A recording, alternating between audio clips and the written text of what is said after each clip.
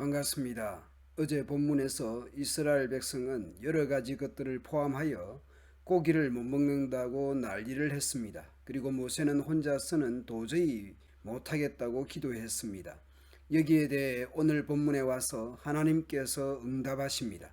먼저 모세의 문제에 있어서 해결책을 말씀합니다.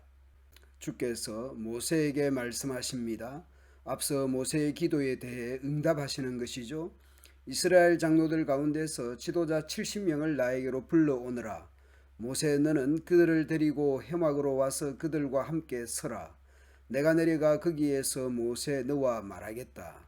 그리고 너에게 내려준 영을 그들에게도 나누어 주어서 백성 돌보는 짐을 그들이 너와 함께 지게 하겠다. 그러면 너 혼자서 애쓰지 않아도 될 것이다. 모세가 14절에서 책임이 심히 중하여 나 혼자는 이 모든 백성을 감당할 수 없나이다 라고 했던 문제를 70명의 지도자들과 함께 책임을 지도록 하시는 것입니다. 이제 백성들의 고기 문제를 말씀합니다. 너는 또 백성들에게 고기를 먹게 될 것이라 전하라는 것입니다. 누가 우리에게 고기를 먹이려나? 이집트에서는 우리가 참 좋았었는데 하고 울며 한 말이 주께 들렸던 것이죠. 이제 주께서 너희에게 고기를 주실 터이니 너희가 먹게 될 것이다.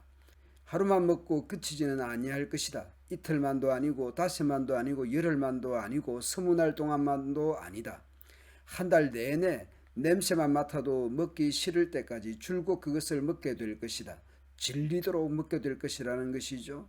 너희가 너희 가운데 계신 주를 거절하고 그분 앞에서 울면서 우리가 왜 이집트를 떠났던가 하고 후회하였기 때문이다.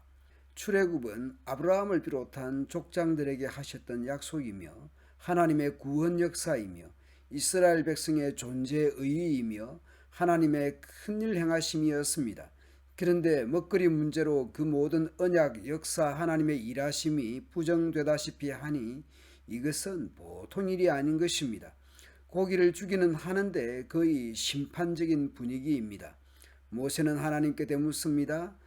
어린이 여성 제외하고도 60만 명인데 한 달 내내 고기를 먹는다는 것이 가능하겠느냐는 것입니다.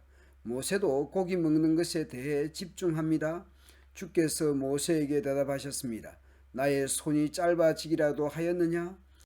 이제 너는 내가 말한 것이 너에게 사실로 이루어지는지 그렇지 않은지를 볼 것이다.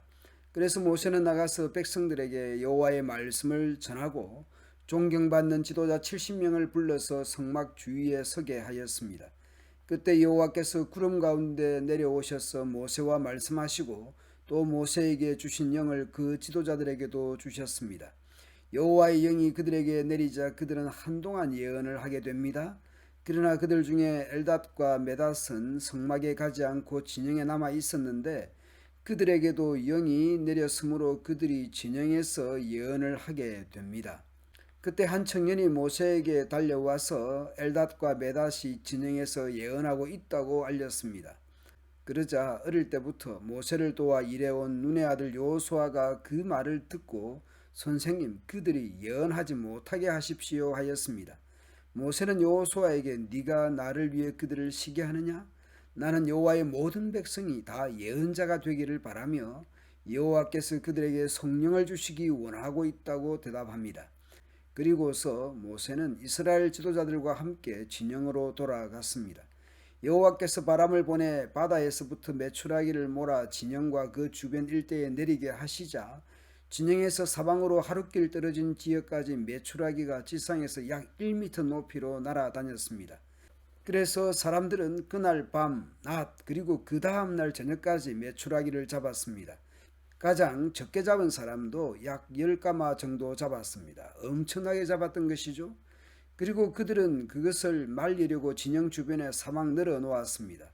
건조시켜서 보관해 두고 먹을 생각이었던 것이겠죠. 그러나 그들이 그 고기를 입안에 넣고 씹기도 전에 여호와께서 노하셔서 무서운 재앙으로 그들을 수없이 죽이셨습니다. 그래서 그곳을 기브롯 핫다와 탐욕의 무덤이라고 불렀습니다. 그것은 고기에 대한 탐욕을 가진 사람들을 거기에 매장하였기 때문이었습니다.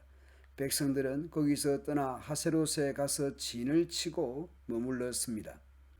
사람이니 먹고 싶은 것도 있을 것입니다. 그리고 좋아했던 음식을 먹을 수 없는 상황이 되었을 때는 아쉬움도 있을 것입니다.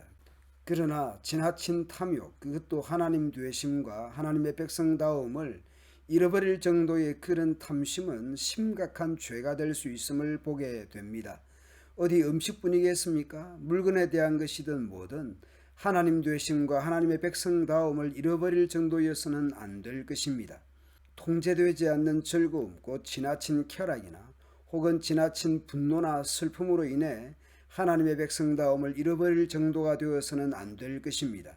우리 삶의 여정에 즐거운 일도 힘든 일도 있겠지만 언제나 하나님의 백성다움, 즉 부르심에 합당한 태도와 자세로 살아가면 좋겠습니다. 감사합니다.